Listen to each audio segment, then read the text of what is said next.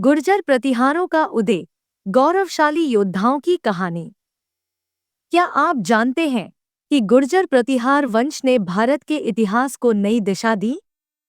मंडोर के इस वीर वंश ने न सिर्फ भारत की सीमाओं की रक्षा की, बल्कि कला, संस्कृति और प्रशासन में भी अपनी अमिट छाप छोड़ी। राजस्थान के दक्षिण पश्चिम में स्थित गुर्जरात प्रदेश में एक नए वंश का उदय हुआ। यह वंश था गुर्जर प्रतिहार वंश। इस वंश की उत्पत्ति लक्ष्मण से मानी जाती थी, जो श्रीराम के द्वारपाल थे। इसी कारण इस वंश को प्रतिहार कहा गया। गुर्जर समुदाय से संबंधित होने के कारण इन्हें गुर्जर प्रतिहार कहा गया।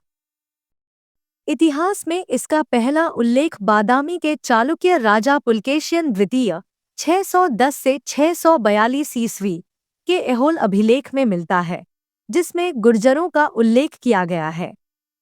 प्रसिद्ध इतिहासकार रमेश चंद्र मजूमदार के अनुसार 6वीं से 12वीं शताब्दी तक गुर्जर प्रतिहारों ने अरब आक्रमणकारियों को भारत में घुसने से रोका और भारत के द्वारपाल की भूमिका निभाई।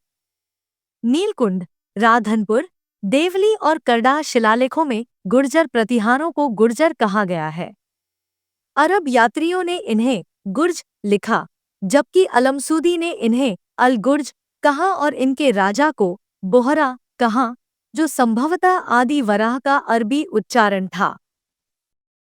चीन के यात्री हेनसांग जब भीनमाल आए, तो उन्होंने इसे अपने 72 देशों के वर्णन में कूचेलो गुर्जर बताया। उन्होंने इस क्षेत्र की राजधानी को पीलोमोलो या भीलमाल लिखा, जो भीनमाल ही था। कुछ इतिहासकारों के अनुसार गुर्जर प्रतिहारों ने अपनी सत्ता भिल्लमल नगरी से प्रारंभ की थी। प्रतिहार नरेशों के जोधपुर और घटियाला शिलालेखों से यह प्रमाणित होता है कि गुर्जरत्रा ही गुर्जर प्रतिहारों का मूल निवास स्थान था। इतिहासकार एच.सी. रे के अनुसार उनकी सत्ता का प्रारंभिक केंद्र मांडव्यपुर, मंडोर था, लेकिन अधिकांश इतिहासकार उनकी सत्ता का प्रारंभिक केंद्र अवंती, उज्जैन मानते हैं। नेजी या मोहनोत नैणसी ने अपने ग्रंथ नैणसी री ख्यात और मारवाड़ी प्रांगण री विगत में गुर्जर प्रतिहारों की 26 शाखाओं का उल्लेख किया है। अब समय है इस समृद्ध विरासत को और जानने और गर्व महसूस करने का।